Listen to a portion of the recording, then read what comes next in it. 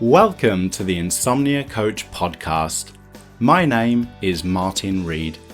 I believe that by changing how we respond to insomnia and all the difficult thoughts and feelings that come with it, we can move away from struggling with insomnia and toward living the life we want to live.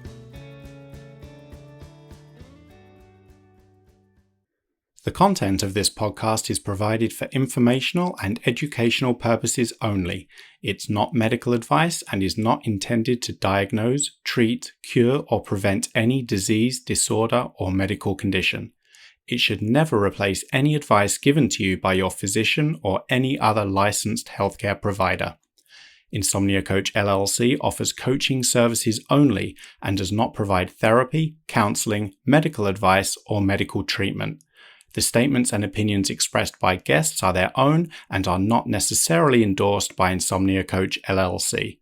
All content is provided as is and without warranties, either express or implied.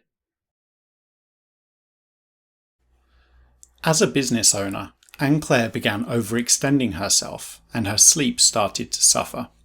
She reduced her workload and experimented with supplements and medication, but her sleep seemed to get even worse.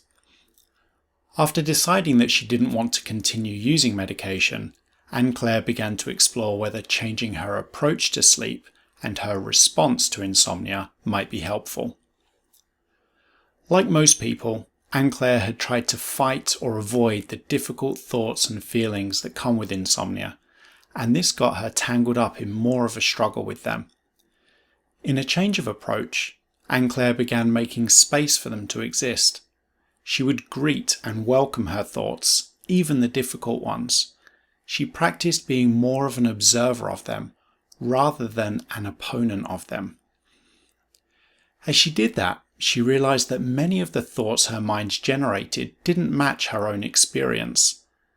This helped her realize that there was no need to battle with her mind, that her mind will generate all kinds of thoughts and feelings, some of which might be true, some of which might not be true, some of which might be helpful, and some of which might not be helpful.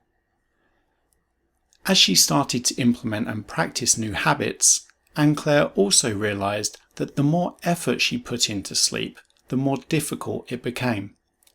She found that by maintaining a consistent out of bed time in the morning, regardless of how she slept, she was better able to do things that mattered, and she was more likely to experience better sleep on subsequent nights. She also discovered that comparing her sleep to anyone else's, or trying to achieve a certain amount or type of sleep, was not helpful and was likely to pull her back into a struggle. Today, Anne-Claire no longer struggles with sleep. Thanks to her willingness to experience insomnia, sleep has, once again, become effortless. A full transcript of this podcast and an accompanying video can be found at insomniacoach.com/podcast.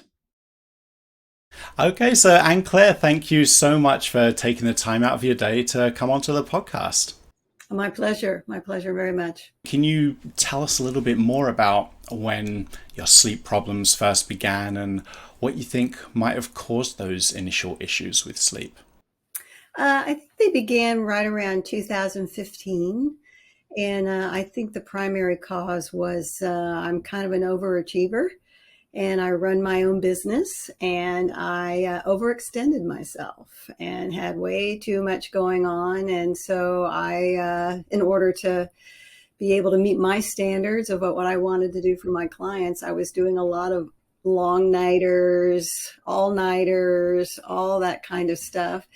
And I'm an analytical type of person, so I was always thinking about what was going on and not really taking a lot of time to sort of give my mind a break, even when I was trying to rest. So I think a lot of the time while I was in that sort of overextended time period, I was just almost recalibrating my body clock, and without knowing that I was doing that. And then when it was sort of waning, I just wasn't able to get back onto something normal. And of course, I was life intervenes all the time. So you start thinking about lots of stuff, and I was just sort of in a hyper arousal more than I probably should have been, and so that carried on for quite some time. And then I realized I probably needed to be doing something different. I've always been a light sleeper, but I could sleep, and so sound would bother me and things like that. But that was easy to take care of. But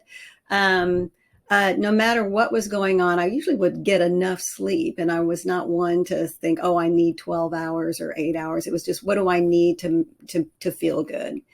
And I'd say that, I did certainly have some sleep issues probably in 2010, 2011. So when I went through menopause, there was all those kinds of physiological things that were going on, but I could attribute them to that. And then in about 2015, as I mentioned, when I really overextended myself and just was just burning the midnight oil all the time and not really resting and keeping my mind going all the time. And then being sort of the one people look to in the family to solve all that as well. It was just sort of go, go, go.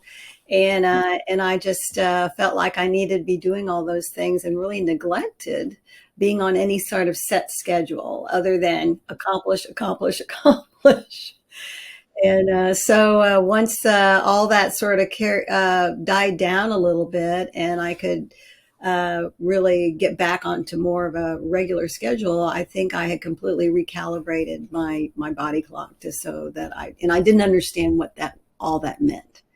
And so when it was time to sleep and I was still thinking about things, or, why can't I sleep, which would also require me to be thinking more about, well, what do I need to do in order to sleep, which of course wasn't helpful at all to be doing anything to try to fall asleep. And I did try several things by the time I reached out to you, I believe in 2020. There's lots of great stuff there. Just to unpack it a little bit, it sounds like you kind of attribute a lot of the initial sleep disruption to that really busy kind of stressful lifestyle that some of us have, and that also I think some of us are just kind of that high achiever personality. We put a lot of pressure on ourselves to perform all the time.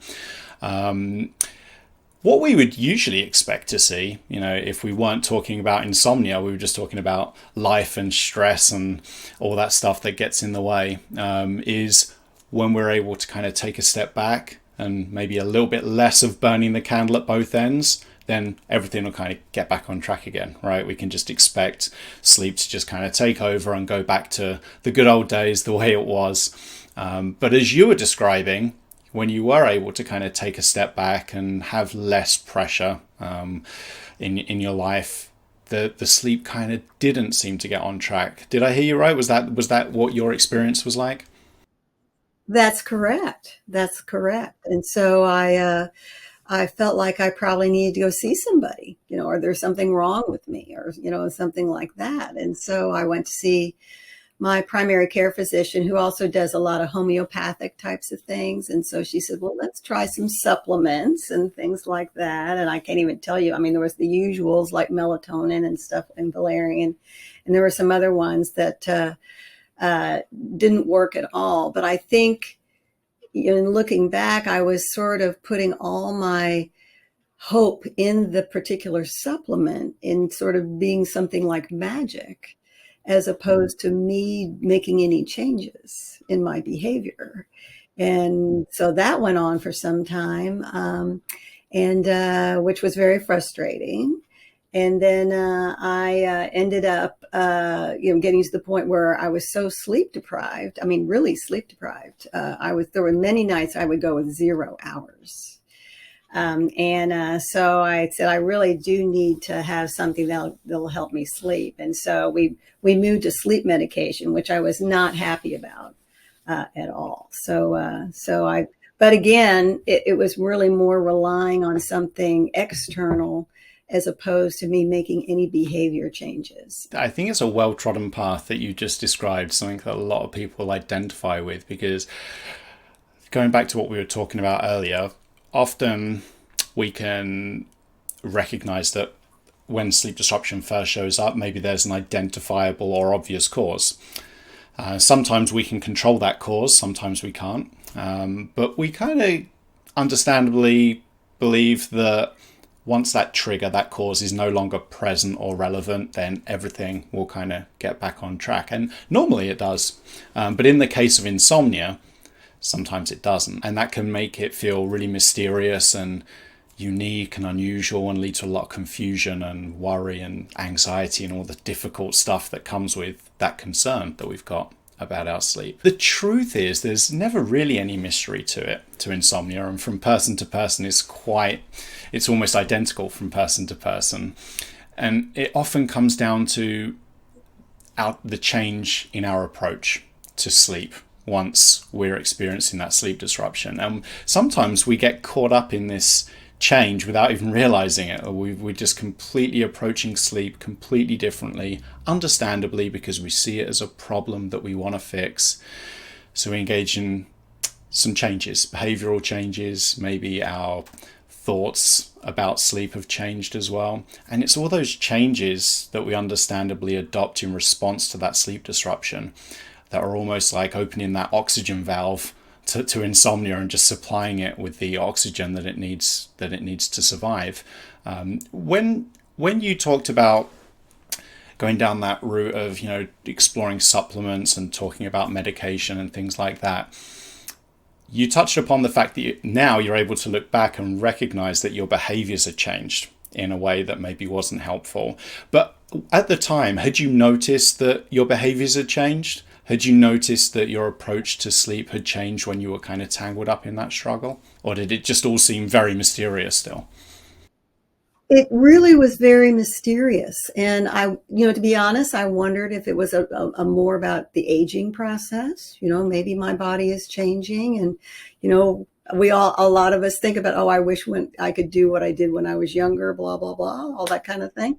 And I thought about that, and I thought, well, maybe this is just part of the normal aging process. People talk about when you get older, you don't need that much sleep, but I certainly did realize you need some, which I wasn't getting. And but what really occurred to me is that, and what was afforded to me when COVID hit, and we were in essentially lockdown, as I thought, I can now pay attention to me and really take a look at what is going on here. And so I wanted to completely get off any kind of I wanted to get off any kind of pharmaceutical mechanism to help me with my sleep. I wanted to do something different about it. And so I started reading a lot more and really discovered the whole idea of cognitive behavioral therapy. And being a scientist myself, I really enjoy reading about that kind of stuff and realize, well, maybe I can talk to somebody who really knows what kind of therapy we're talking about here. And so I did go see someone in person who in my hometown, and for a couple of sessions to really learn more about it and realize that the type of behavioral changes that were going to be required, that I know you've talked about, like sleep restriction and the stimulus control, was in anything that I had ever thought of before. It was almost counterintuitive. And of course, the gathering the data and all that. So, but I certainly realized that I had potential. And as long as I was willing to learn about myself and learn about what was going on with me with some help from someone, that I would be able to have those changes. And whether the sleep was like it was when I was younger didn't matter to me, as long as it was enough for whatever I needed to be doing and feel good. That's what I went for. So I actually looked around for a coach. And, I discovered Insomnia Coach. And I thought, I want a coach, because a coach will really help me learn about the potential I have and unleash all that, as opposed to saying, here's what you have to do. It's really more, here's what the potential is, and I can help you get there. And so that's when I reached out to you in December of 2020. In terms of what that sleep was like when it was still difficult for you, were you finding it was difficulty just kind of first falling asleep, or was it more to do with you'd fall asleep fine and then just wake up and find it impossible to fall back to sleep, or maybe it was a bit of both. It was primarily just falling asleep. And, and then I'm sure everyone who has had any kind of insomnia issues, if you will, or in their life knows it. If you find yourself having trouble falling asleep, you get anxious about it, which of course makes it even more difficult to fall asleep. So, and then you become such that even the thought of having to go to bed, to go to sleep, is anxiety producing. So you sort of just that whole idea of even trying to be a normal sleeper. And of course, I'm married to someone who can sleep anywhere. So that was like tough. It's like, oh, I wish I could do that. And of course, I have a cat who sleeps like 23 hours a day. I was even envying the cat. So it was primarily falling asleep. And so there would be nights where I would have 0 hours. But what was very interesting is that even when I had 0 hours of sleep, it didn't really keep me from doing what I needed to do during the day. Although I would worry about that, oh, if I don't get enough sleep, then I won't be able to do X, Y, Z. But that really wasn't the case. I was definitely tired and maybe didn't have quite as much energy, but I didn't realize until much later, after having my sort of online conversations with you and going through the course, that it is the case that most people can do a lot of things without a lot of sleep, but I wasn't really recognizing that as being a good thing. It was really more of a, wow, I can still do this, but I'm still worried and anxious about not being able to sleep, even though I was functioning pretty well. Yeah, that's interesting you say that. Were you finding that even though when you recalled your own experience and were like, well, yeah, I can still do these things that are important, that matter to me, independently of sleep, were you finding that your brain was still maybe telling you other things that were different to your own experience? Maybe your brain was telling you things like you won't be able to do those things, or you'll really struggle to do those things, even though your experience told you something different. Yes, and in that, yes, it would tell me that. But then if I did make a slight error or something like that, my brain would always say, oh, that's because you didn't get enough sleep. Not because it was just some normal thing that anyone might make, but it was always the reason for anything that was not quite the outcome I wanted was attributed to potentially not getting enough sleep, which could have or may not have had anything to do with that. And so, yeah, my brain was right in there, you letting me know that my sleep issues it was telling me it was probably more of a problem than it actually was. I think that's one of those places where we can really get tripped up, right? When the brain starts kind of firing up, doing its job and looking out for us and generating all these full range of thoughts and feelings. Some are helpful, some are not helpful, some make us feel good, some don't make us feel good. And when those difficult ones show up, because they don't feel good, I think as human beings, our default response tends to be to try and fight them or avoid them because they don't feel good. We recognize that they're not helping us. We just want to get rid of them. And that's what can really kind of tangle us up in a big struggle with the mind that can make everything more difficult, because the brain then is doing its job, looking out for us, and we're trying to fight what it's doing, or we're trying to avoid or trying to ignore or push all that information away. And then the brain is like, this is important, why are you not listening to me? I'm going to yell even louder. And then we're trying to fight it even more, and then it's yelling even louder, and we just get caught so easily in that vicious cycle, right, where we experience more of that difficult stuff, more difficult thoughts and feelings, so we fight even harder to get rid of it, and then that stuff gets even harder and we fight harder, and before we know it, we're completely exhausted, completely distracted from everything around us and the things we want to do. And what happens? The thoughts still come back anyway, right? So really what can be useful is, which I'm sure we're going to move on to discussing, is figuring out a way where we can break that cycle, where we can respond to all this difficult stuff that our mind is telling us, maybe in a more workable way, in a way that doesn't involve so much struggle. Because as most of us know from experience, that stuff's going to show up anyway. What if we don't add the struggle on top? Maybe that might make things just a little bit easier to deal with, or a little bit better, help us feel a little bit better. If we just imagine that our brain is on the other end of a rope and we're engaged in this huge tug of war battle, what if we just kind of drop that rope? So all that stuff is still there, but now we've just freed up so much of our energy and our attention because we're not just tugging on that rope all day long and all night long. Maybe now we're freed Mm-hmm. up to do more of the stuff that matters to us. Mm-hmm. Was that a journey that you found yourself on? Just responding to all the stuff that your mind was telling you, maybe in a different way? Yeah, yeah, for sure. As a matter of fact, I was thinking about, well, these are just thoughts, and they're transient, and it's not like the thoughts are going to do anything harmful to me. And I certainly, as you mentioned, it became such that I would spend energy in trying to eliminate those thoughts, then it just, became more of that struggle.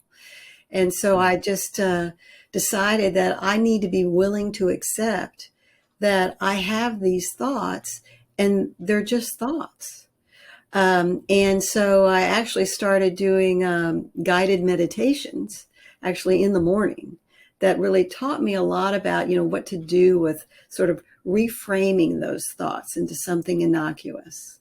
And so as I, I like to sort of think of a lot of those thoughts as sort of mind clutter. It's like, how do I clear out the clutter, but not with a heavy powered tool, but just with a little swipe of, like, like a little feather duster or something like that. And so, I mean, one of my favorite images was thinking of some of those thoughts as some rambunctious little puppy that is bouncing around in my mind that's so cute and makes me smile.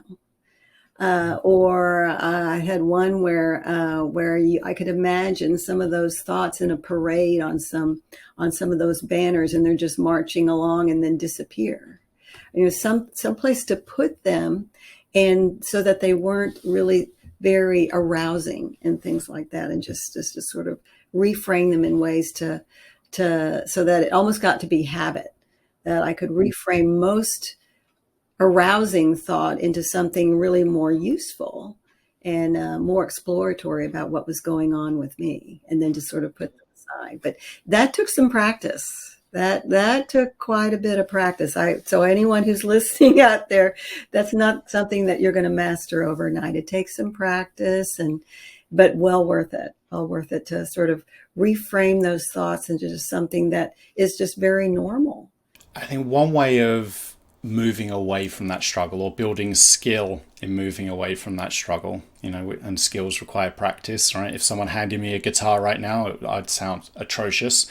It would take me years and years and years to build skill in playing a guitar, for example. And this isn't really that different, right? It's a skill. It's a new skill set. If we recognize that we might benefit from a different approach to all this difficult stuff, then it's probably makes sense that it's going to require practice. It's going to require us developing a new skill, and that does take time. Listening to you describe your approach, it sounds like you practiced going away from trying to directly fight or avoid the thoughts that were turning up, and more towards observing them. And you thought to yourself, well, how can I observe these maybe so they feel maybe less threatening, or I'm less likely to kind of get thrown around by these thoughts.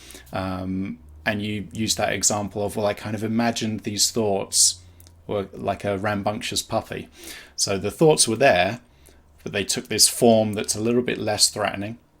And then you just kind of observed them. Oh, I would even greet them. I would say, oh, yeah. It's like, oh, well, hello, thoughts.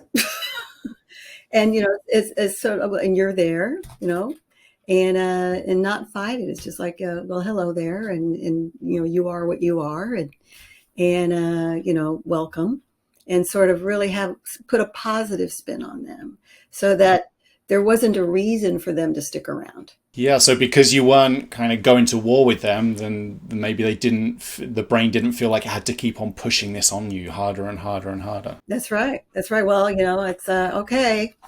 You've done your job. Now it's like, well, okay, I'm going to go away.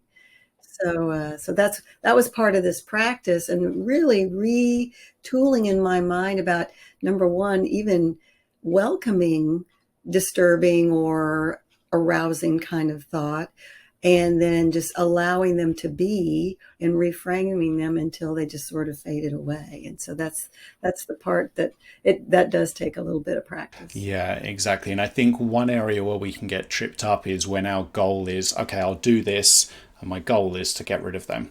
Because then we're just going to we're still tangled up in that struggle, right? Of trying to fight or avoid them. So we're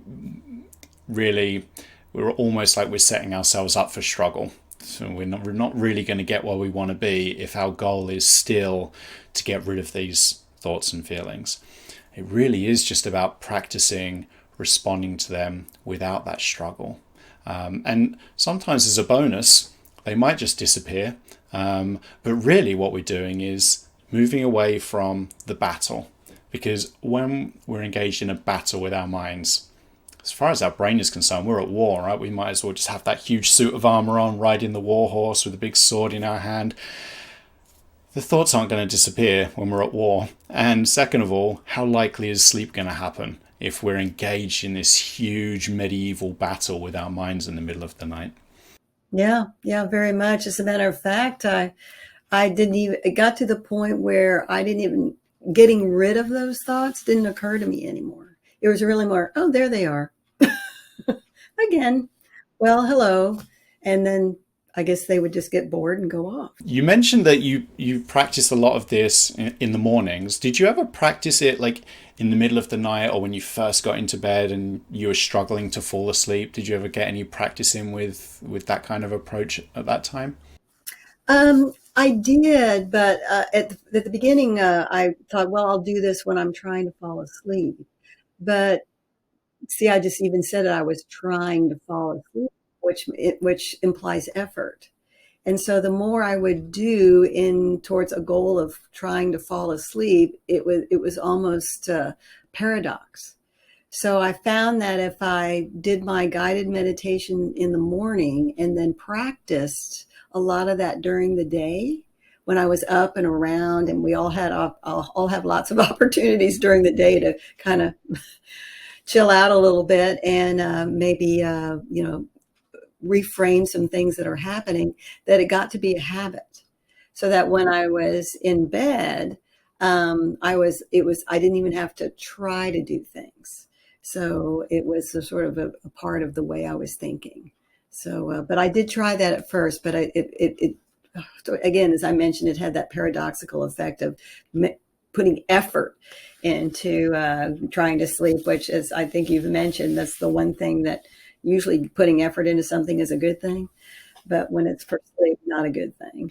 It's great that you were able to even notice that, because I think so much of the struggle can come from we just don't even notice when it's happening, when we're actually tangled up in that struggle.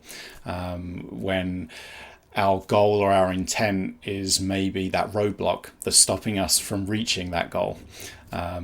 Because just like you said, the more we try to make sleep happen, the more difficult it can become. It's kind of like the more we try to breathe, the more confusing it all becomes, right? It's just breathing is this natural process.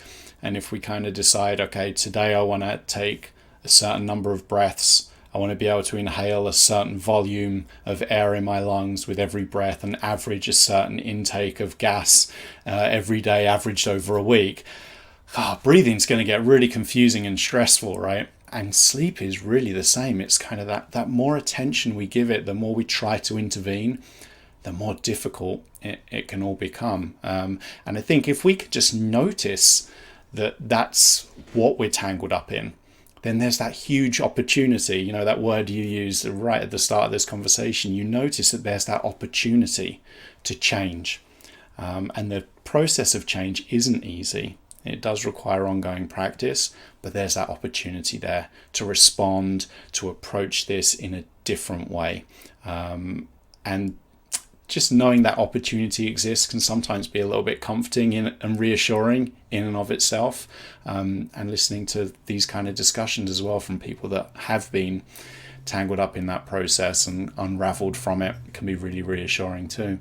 Yeah, yeah, and really, what the epiphany I had was there's really two parts to the cognitive behavioral therapy. There's what do you need to do to get your body physiologically attuned for sleep with sleep drive and things of that nature, and the various exercises, if you will, that you have folks do. But then there's the arousal part and the mind arousal part. And it was like, no matter what I did with all the physiological exercises I did to get my body into, arousal would win over every time.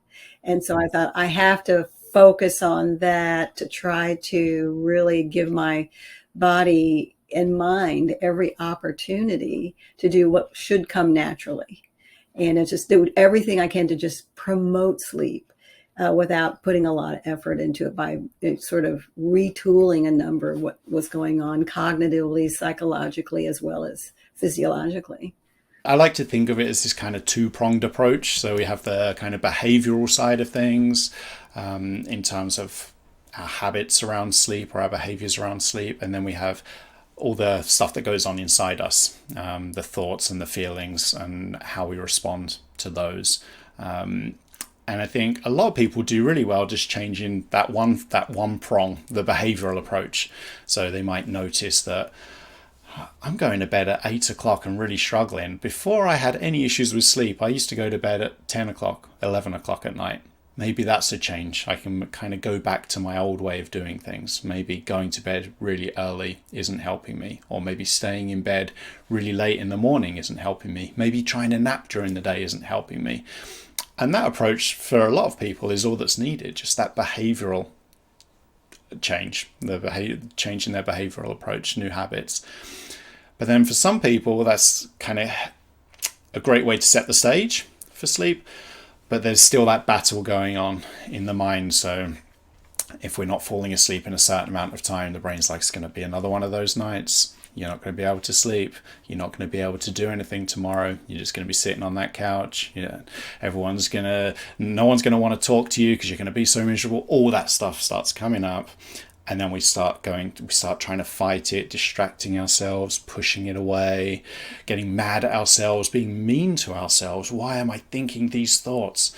And I think that's where exploring a new way of responding to all that difficult stuff that's going on in our minds, that second prong approach, is kind of like the cherry on top of the cake. If we can also go down that route as well, which I think, to be honest, is more difficult, often more difficult. If we can get down that road too, then really we're setting ourselves up for success. And by success, I mean living the kind of life we want to live independently of sleep and regardless of the difficult thoughts and feelings our brain is generating while it's doing its job of looking out for us.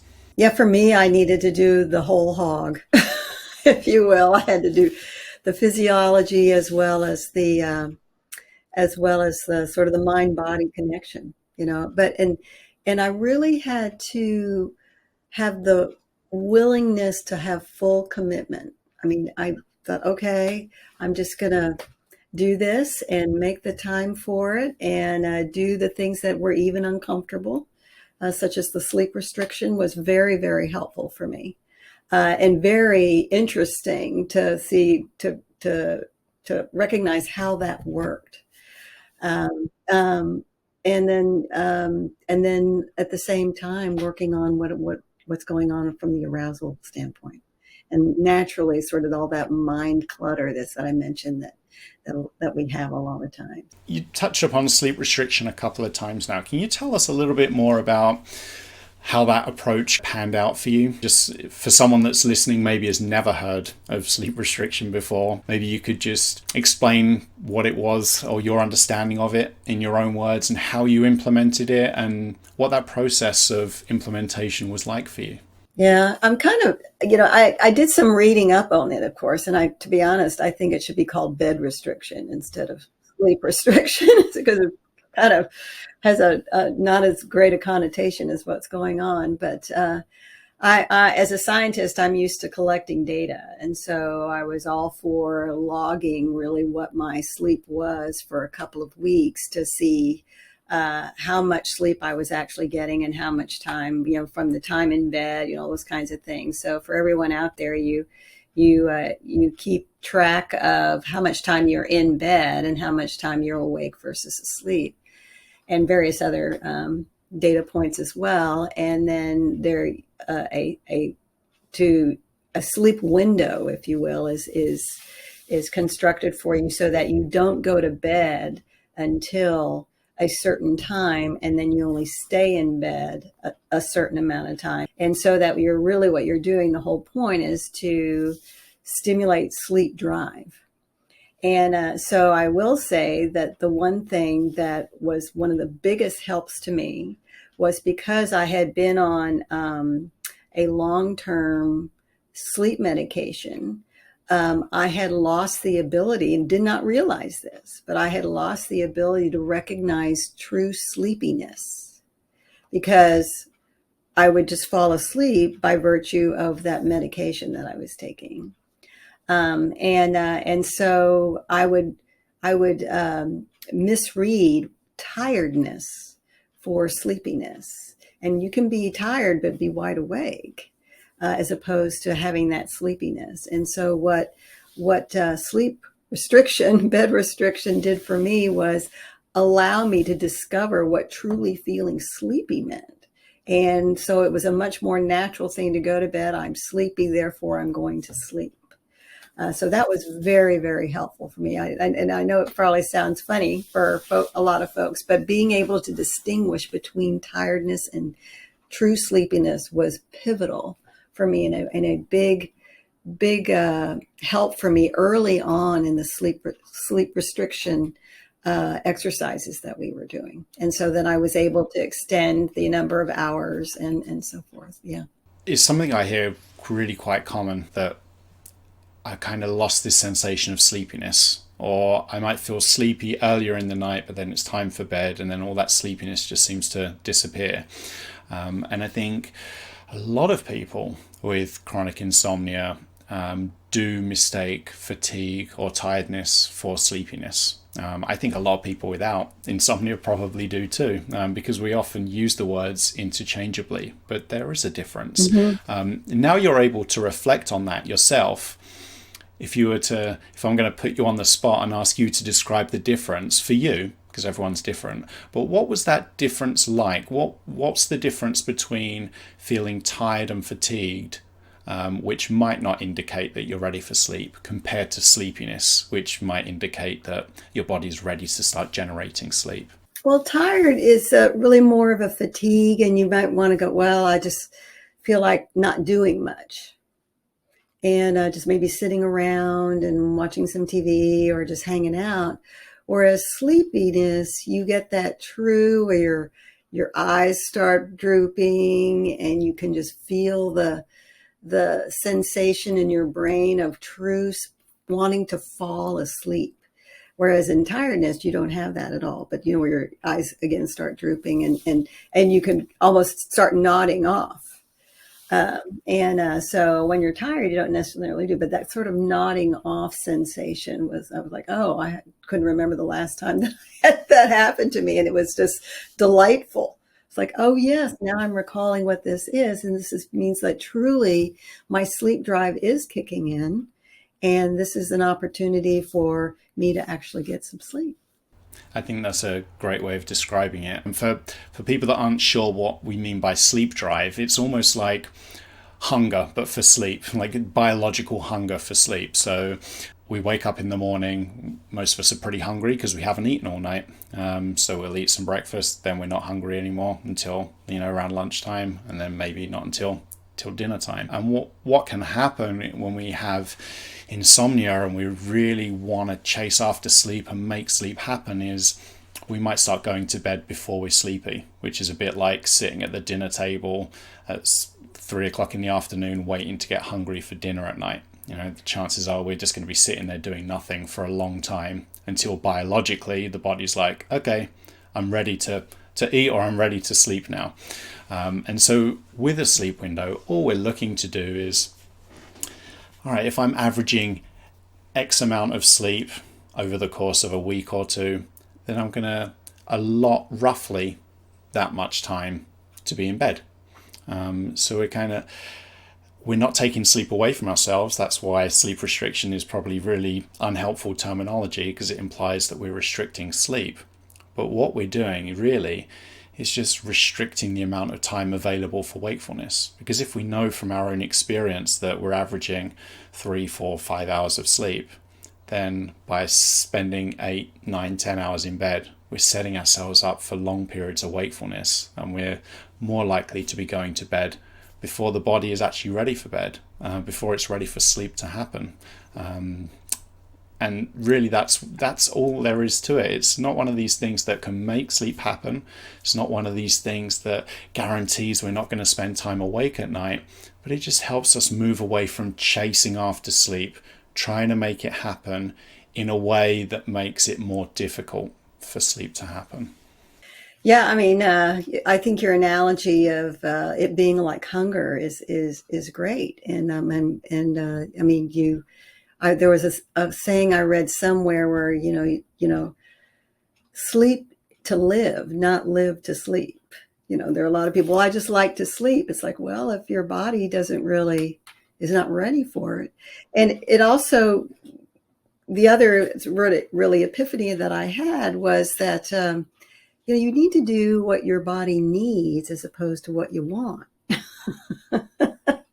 And, it'd be nice if you could just, well, I'm going to sleep whenever I want or do whatever things when I want. But if your body's that's not what it needs, then you need to respect that and perhaps alter your thinking on how your approaches to certain things, whether it's eating or sleeping or any of those other things that we do for sustenance and health.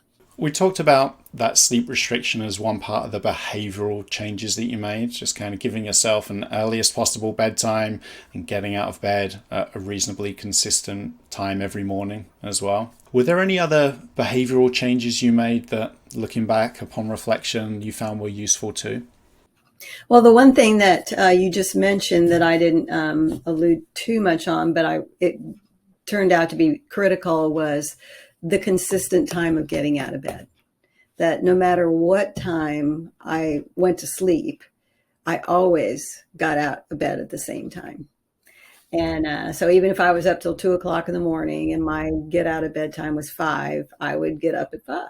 And whether it was the weekend, vacation, whatever, it was just really important to have that consistent get out of bed time and not try to catch up on sleep. A lot of people think that that's a good idea, but it definitely, maybe it was at one time, but certainly was not helpful. That catching up on sleep, that idea of I need to catch up on sleep, why sometimes it's not helpful. We can kind of go back to that hunger analogy again, right? Because it would be like, I really want to eat. I really want eating to happen.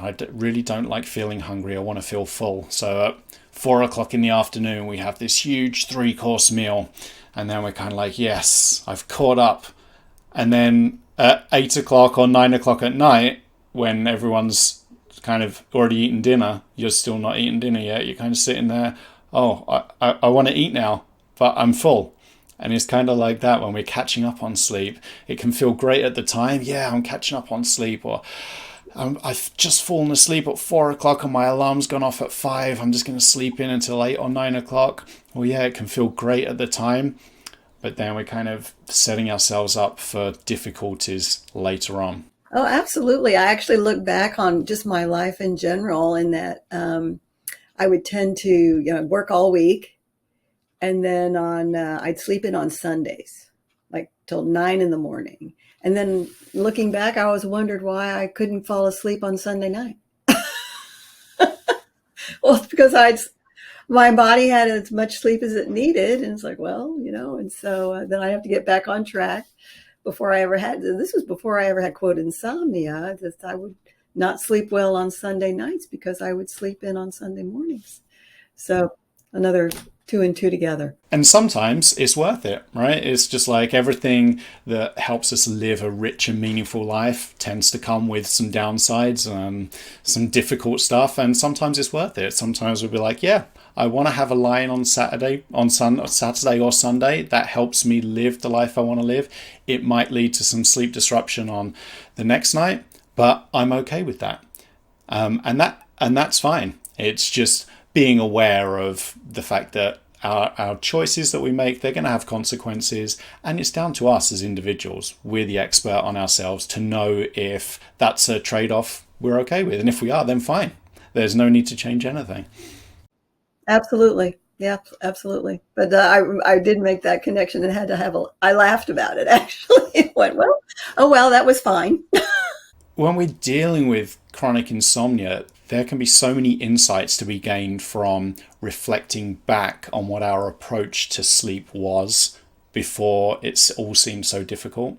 I think there's so many valuable snippets of information from our own experience that we can use to our advantage there.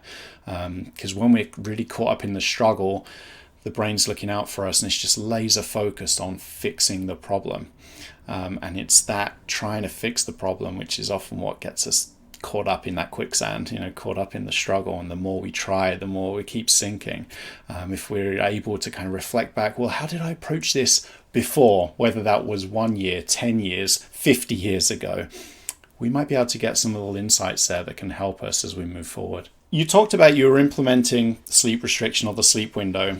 So what was that actually like? 'Cause it's one thing to talk about, all right, I'm not going to go to bed before a certain time. I'm going to get out of bed no matter what, at say 5 o'clock or 6 o'clock in the morning, whatever your lifestyle is, the time that works for you. Let's just kind of go back to night one, and you kind of set this up for yourself. What did that look like in practice? Was it something that you found like really easy to do? Did you find that you were immediately just falling asleep as soon as your head hit the pillow and just sleeping right through the night? What was that actual experience of implementation like? Oh no, it was challenging. It was challenging, and that was one of the first things where I said I need to be willing to commit myself to do this because I knew that it was probably going to take some time for something to happen. So no, that first night I was probably awake the whole night, and so I just told my husband, "Here's going to be what's going on," and so it was helpful that he was very supportive of all this. But it was probably, I'd say, about a week went by of it being pretty tough, but I hung in. And then I would make sure that, of course, that I didn't take any naps. Even though I got, quote, sleepy during the day, I was not going to take any naps because I didn't want to use up, if you will, some of my sleep drive. I wanted it to build up as much as possible. And I remember, believe it or not, I remember being so excited when I got a full hour of sleep. And I mean, that was a big improvement. Yeah.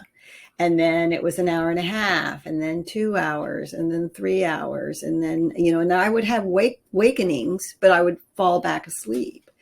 And so I did that for quite some time and realized that the whole idea of of this, there's a lot of advisement out there that you need to have 7 to 9 hours of sleep. Well, that's a recommendation. But however, for me, I seem to do just fine at 6. And so when I was at 6, I was very, very happy to get 6 hours. And again, I would wake up during the night. That was fine. And then go back to sleep. But over time, my sleep time has increased. But I was at 6 hours for a long time and felt great with that. I mean, my body felt great. I was clear-headed, the whole 9 yards. And but as I've managed to the arousal part that we talked about earlier, I've extended my sleep hours by at least oftentimes it's 7 to 8 now. And have you found that going back to that change of approach to the arousal, the thoughts, the feelings, all that stuff that often comes with wakefulness, as you've become more skilled in responding to that in a different way when it shows up, Do you find that when wakefulness shows up, when you're just awake during the night, you have like kind of a different relationship with that wakefulness now? Yes, yes, very much. First off, what was important was realizing that having awakenings was very, very normal.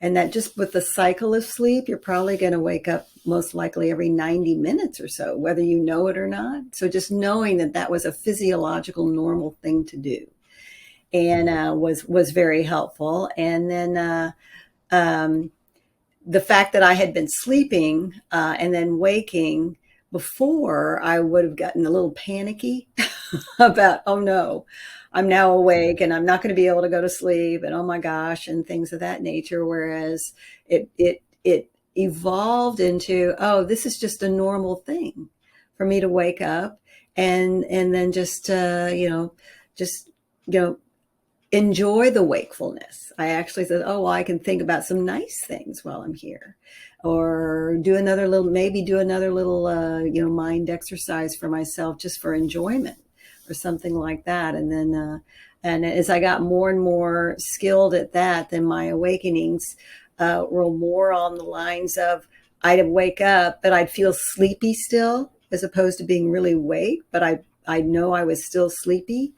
And then I would fall back to sleep pretty quickly. Maybe it comes down to that willingness, like you've mentioned a few times, when we're more willing to experience the wakefulness, or when we're more willing to experience the thoughts and feelings that come with being a human being, especially the difficult ones, we become less responsive to those things when they show up. So like you just mentioned, maybe in the past you would wake during the night and kind of the brain would start flashing that red light and the sirens would be going off, right? Here's the wakefulness, everything's going to be a disaster now, and then you're all tense, compared to when we're more willing to experience the wakefulness. It's kind of, we wake up, oh, there's that wakefulness. There's no more alarm bells, there's no sirens going off.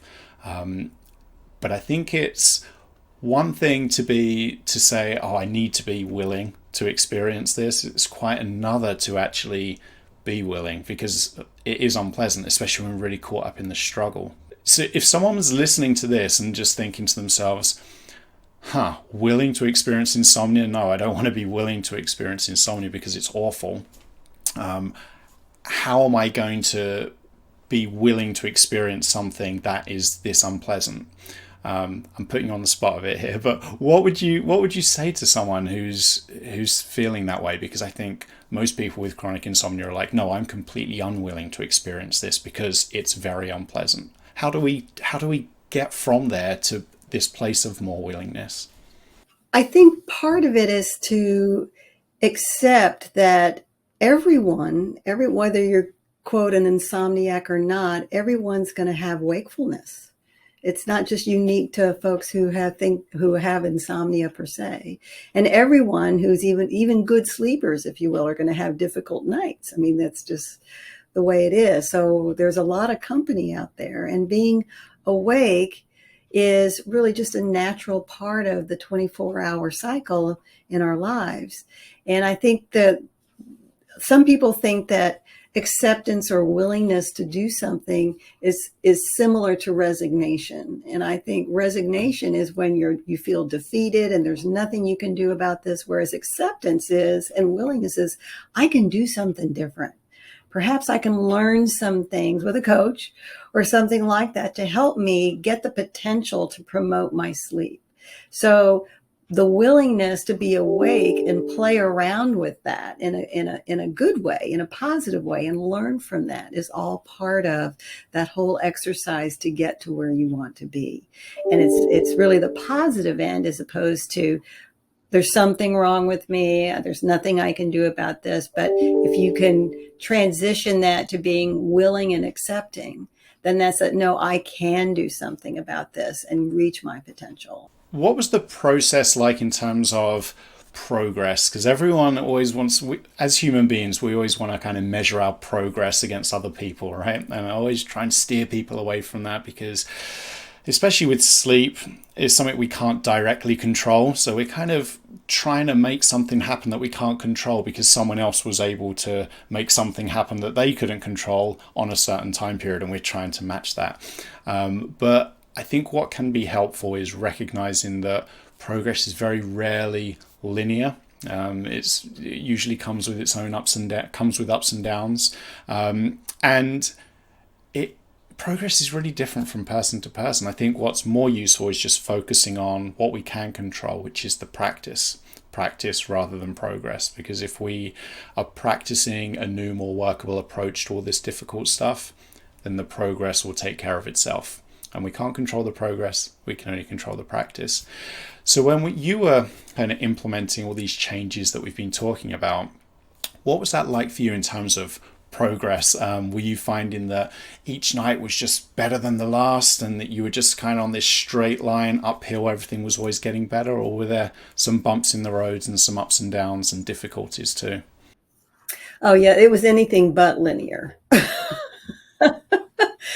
So, I mean, and I'll say that, when I graduated from your course, it wasn't like everything was hunky dory and, we were all done. I thought I now have the tools, the skills, the information I need, along with everything else I've been doing to do what I need to do to try to make improvements.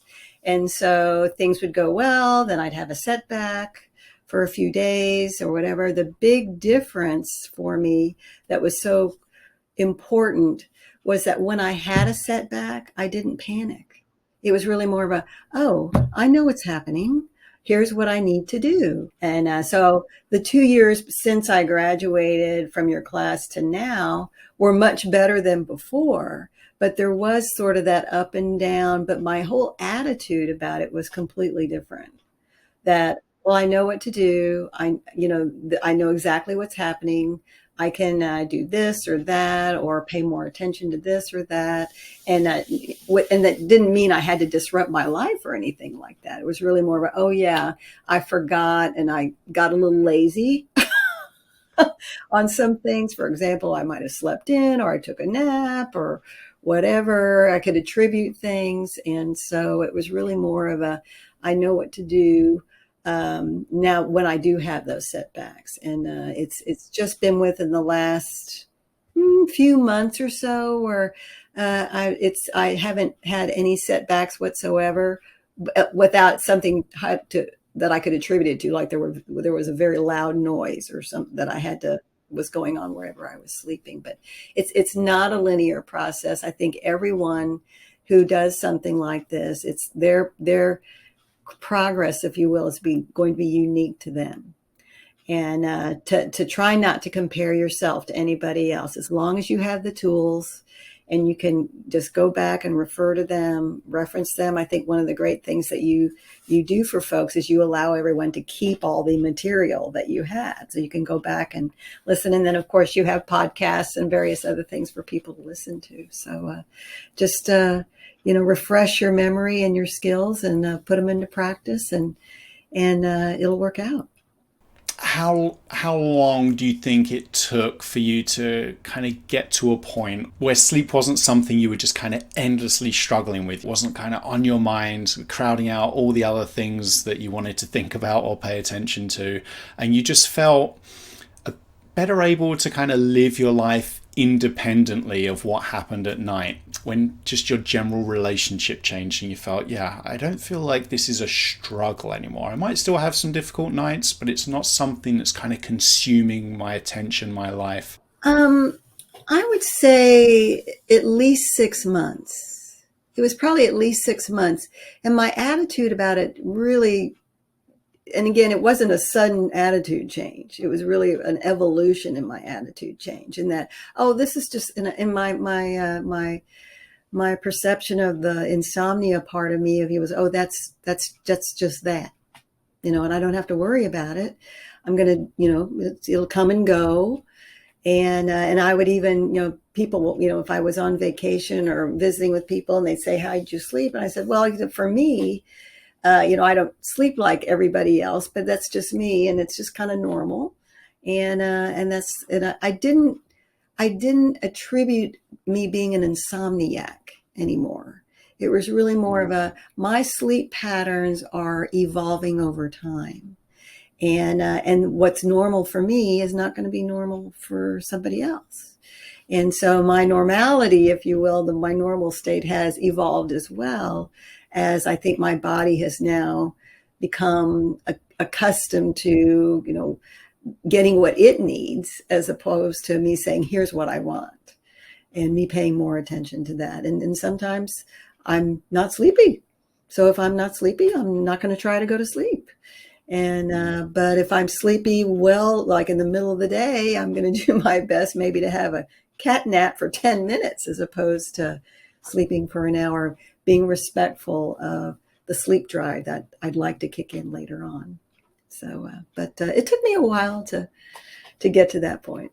Yeah, as human beings, we always want to make progress really quickly, right? We always want to develop new skills immediately, but they require work and effort and ups and downs. It's just a normal part of the journey. So I think it's helpful to hear from other people, like what that process was like for them, because it's really easy to hold ourselves to these impossibly high standards. And it's so ironic that we can hold ourselves to these high standards, but we can't even directly control reaching those standards when it comes to sleep, because there's no magic sleep switch that we can find hidden away in our brain that we can just activate upon command.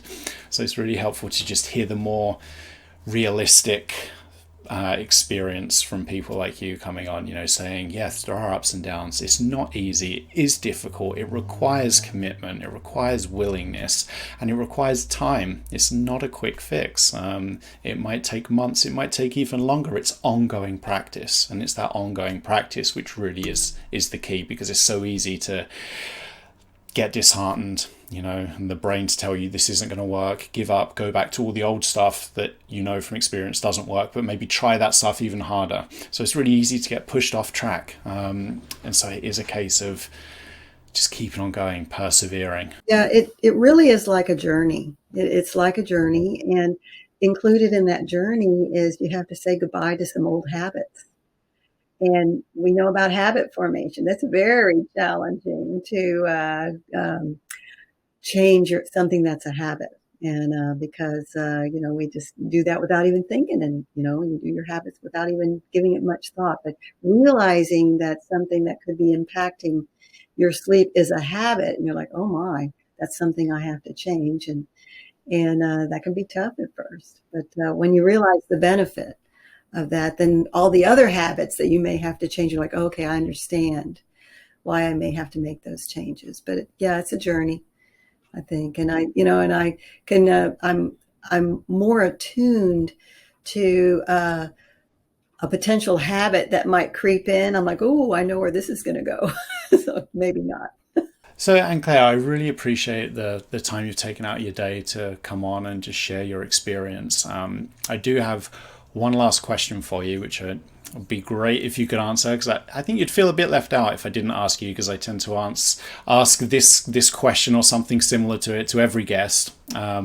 So here we go. It's this. If someone with chronic insomnia is listening, they feel as though they've just tried everything, that they're beyond help, that they'll just never be able to move away from that struggle with sleep, with insomnia, what would you say to them?